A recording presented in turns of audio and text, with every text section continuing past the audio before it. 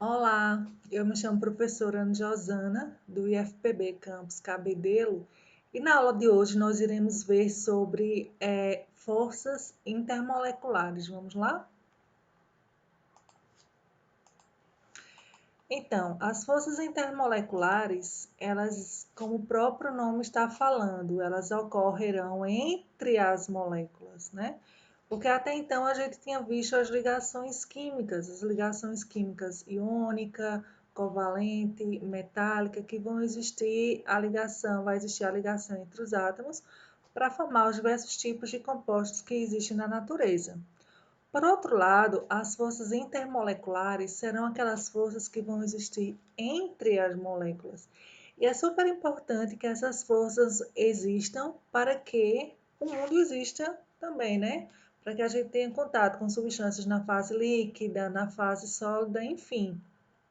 Porque se não ocorresse a interação entre as moléculas, tudo estaria presente no estado gasoso, né? Então, as forças intermoleculares, né, as moléculas elas se atraem devido às forças intermoleculares. E essas propriedades, essas forças, elas são extremamente importantes para explicar para a gente a ocorrência de diversas características, diversas propriedades físicas e químicas que a gente observa experimentalmente nas substâncias. Então, vejam, quanto mais intensa forem essas forças, mais volátil será a nossa substância e menor será a sua temperatura de ebulição. Então, vejam, eu tenho aqui a molécula de água, né, e etanol, colocado lá em dois recipientes. Com o passar do tempo, a gente vai observar o quê? Que o becker, que continha aquele mesmo volume de éter, ele vai ter um volume bem menor. Por quê? Porque as moléculas do éter, elas interagem entre si com forças de menor intensidade. Portanto, ela vai ser uma substância mais volátil, né? Ela vai se volatilizar com maior facilidade, com maior intensidade. E por outro lado, quanto menos intensa for essa força, menor será a sua temperatura de ebulição. Porque se uma força for grande, eu tenho que fornecer muita energia para que essas moléculas estejam se separando, passando do estado líquido para o estado gasoso. Então, veja, a molécula da água, né, e a molécula do ácido sulfídrico, elas apresentam praticamente a mesma fórmula. Uma, a diferença é que uma vai estar, nós iremos encontrar oxigênio e outras o enxofre. Mas vejam que diferença a gente vai encontrar na temperatura de ebulição de cada uma delas. A água vai entrar em ebulição a temperatura de 100 graus Celsius, enquanto o ácido sulfídrico a uma temperatura inclusive negativa, né? Mostrando para a gente que na água vão existir forças bem mais intensas do que as forças que vão existir entre as moléculas do ácido sulfídrico. Então, as forças intermoleculares vão explicar o estado físico das substâncias, que eu já havia comentado mais uma vez. Quando a substância está presente no estado sólido, né, as interações intermoleculares são máximas. E à medida que a gente vai fornecendo energia, vai fornecendo calor, a interação, a vibração, né? A deformação, enfim, dessas moléculas ou dos íons, enfim, eles vão vibrar com maior intensidade, de forma que, a uma determinada temperatura, que seria a temperatura de ebulição daquela substância, as forças intermoleculares elas são totalmente rompidas, e aí a amostra do que eu estiver lá trabalhando vai passar para o estado gasoso. Tá? Então, quanto mais intensa forem essas forças, vai fazer com que a substância esteja presente no estado sólido. E quanto menor a interação entre elas, vai indicar que a substância está presente no estado gasoso. E aí nós temos as forças intermoleculares, também são conhecidas por forças de Van der Waals. Nós temos forças íon-dipolo, dipolo-dipolo, forças de London e as ligações de hidrogênio. Lembrando, eu vou ter um íon quando tiver um composto formado por ligação iônica. Exemplo, NaCl. eu vou ter que, quando eu coloco esse meu composto, né, essa substância iônica em água, ele vai sofrer uma dissociação iônica, gerar íons, né? O sódio mais e o nosso ânion cloreto, que é o Cl-. Então, esse é um exemplo de íon. E eu vou ter um dipolo quando a minha molécula ela for polar. A molécula polar é aquela que apresenta um polo positivo e um polo negativo. Exemplo aqui, a molécula da água. A molécula da água, em algumas situações, em alguns livros, vocês vão encontrar ele representado dessa forma, não é? Com um polo positivo, que é a extremidade próximas aos hidrogênios, e uma extremidade negativa, que é a extremidade próxima ao oxigênio, que é o elemento mais eletronegativo. Tá? Então, vamos ver detalhadamente cada uma dessas forças. Então, primeiramente, força íon dipolo. Então, é aquela situação, né, que a gente vai encontrar quando, por exemplo, a gente dissolver qualquer composto iônico, seja um sal, seja uma base, em água, né? Então, vai ser a força existente, por exemplo, o NaCl, é dissolvido em água, que é uma substância polar, que apresenta um dipolo elétrico, né, o polo positivo e o polo negativo, que a gente chama de hidratação. Então, vejam, vão existir lá o cátion e o ânion, que anteriormente eles eram atraídos por força eletrostática, eles vão se dissociar e vão ser rodeados por moléculas de água, as moléculas de água de solvatação ou hidratação. E eu sei que esses meus íons que apresentam cargas opostas, né, o sódio mais, Cl-, são rodeados por moléculas de água.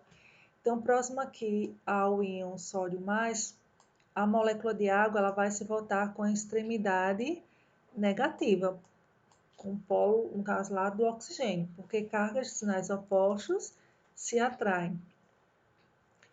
Já próximos ao íon cloreto, eu vou observar que a molécula de água ela vai se voltar com a extremidade positiva, porque cargas de sinais opostos se atraem.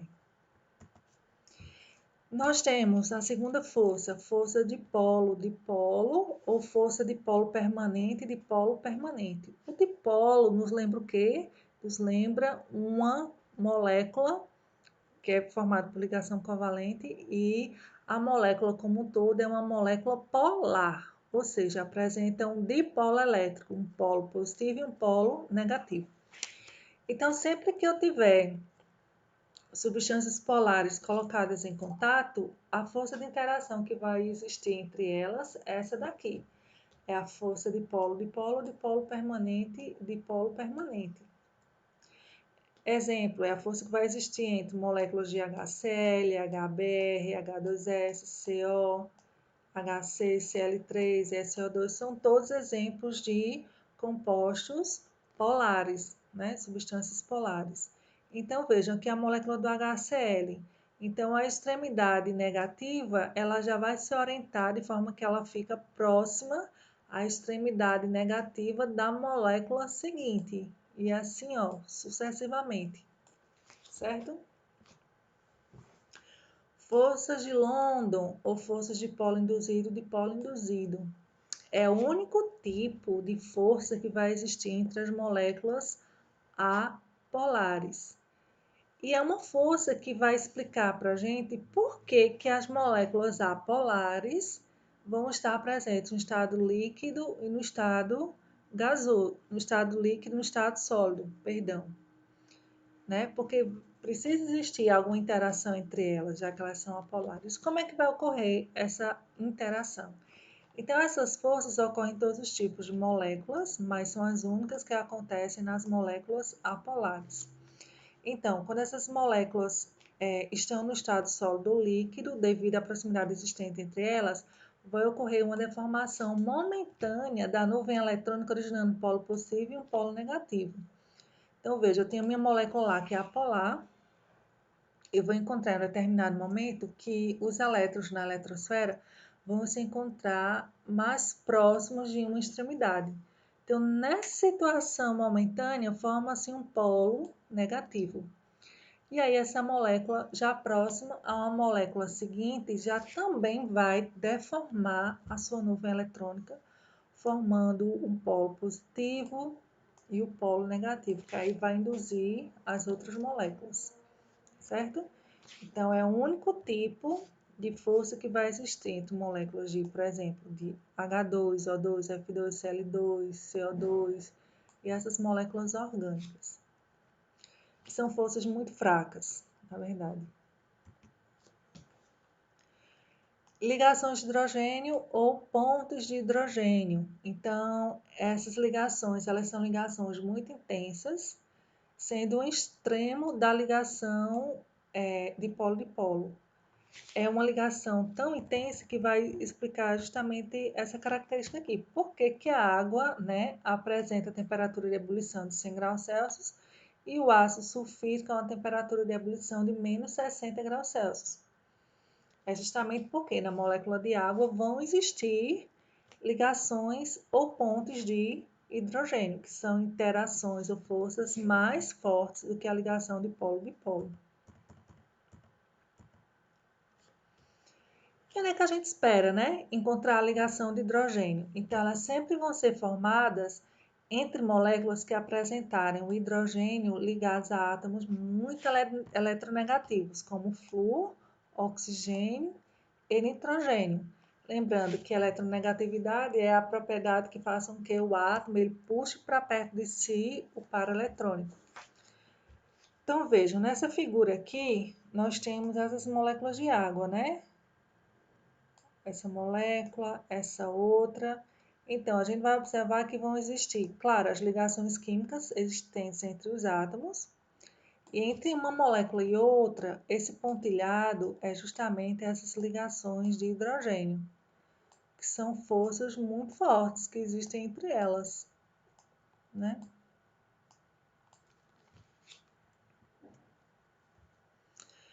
E aí essas forças, né, intermoleculares, elas vão nos trazer algumas interações, por exemplo. As forças intermoleculares e temperaturas de fusão e ebulição. Então, dois fatores influenciam na temperatura de ebulição. O primeiro deles é o tipo de força intermolecular. Então, quanto mais intensa forem essas forças intermoleculares, mais energia eu preciso estar fornecendo lá ao meu sistema, aquele meu composto, para eu romper aquelas ligações intermoleculares e fazer com que a minha amostra passe do estado líquido para o estado gasoso. Então, a força de interação é essa daqui, ó. Eu tenho que as pontes de hidrogênio são mais intensas que a ligação de polo-dipolo, ou de polo permanente de polo permanente, que por sua vez vai ser mais intensa que a ligação de polo induzido, que são as forças de London. Um outro detalhe também é em relação ao tamanho das moléculas. Então, quanto maior o tamanho de uma molécula, maior será a sua superfície, o que propicia o maior número de interações com outras moléculas vizinhas, acarretando temperatura de ebulição maior. Então, vejam, se eu tiver, por exemplo, um composto etano, só tem 2 átomos de carbono, e um composto pentano com 5 átomos de carbono. Então, a temperatura de ebulição no pentano ele vai ser maior. Por quê? Porque eu tenho uma molécula maior, né? Tem uma maior superfície de interação entre uma e outra, que faz com que as forças de interação elas se tornem mais intensas. Certo? Então, um exercíciozinho aqui só para a gente fixar. Então, eu forneço para vocês uma molécula lá do hexafluoreto de enxofre. E aí eu peço para vocês me fornecerem a geometria. Então, a geometria ela vai ser octaédrica. Em relação à polaridade, como todos os ligantes são iguais, a minha molécula ela é apolar. Se eu perguntar para vocês qual o melhor solvente para eu estar dissolvendo essa molécula do hexafluoreto de enxofre, porque ele é uma substância apolar. E aí, como a gente viu que semelhante dissolve semelhante, se eu tiver, por exemplo, entre água e hexano, esse composto vai ser melhor dissolvido em hexano. E quais são as forças de interação que existem entre elas? Por ela ser uma molécula apolar, O único tipo de interação que vão existir serão justamente as forças de London, também são conhecidas por dipolo induzido. Outro exercício, molécula da amônia. A geometria dela, piramidal. A polaridade é uma molécula polar, porque o nitrogênio está ligado a 3 átomos de hidrogênio que são iguais, e há um par eletrônico não compartilhado. Então, as quatro nuvens eletrônicas não são iguais entre si, de forma que eu tenho uma molécula polar. Qual o seu melhor solvente? Seria o hexano, que é um solvente apolar, ou seria a água, que é um solvente polar? Se semelhante dissolve semelhante, o melhor solvente para a amônia seria justamente a água. E quais são as forças de interação intermoleculares que vão existir entre as moléculas da amônia?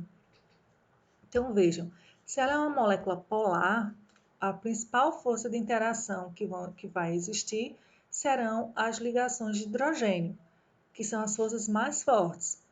Ligação de hidrogênio, sempre em toda molécula que tem hidrogênio ligado a nitrogênio, oxigênio e o flúor, tá? Por ela ser polar, também vão existir as ligações dipolo-dipolo, dipolo permanente e as forças de London também. As forças de London elas vão ocorrer entre todos os tipos de moléculas, mas é a única que acontece em moléculas apolares. Aqui algumas referências e eu espero que vocês tenham gostado da aula. Até mais!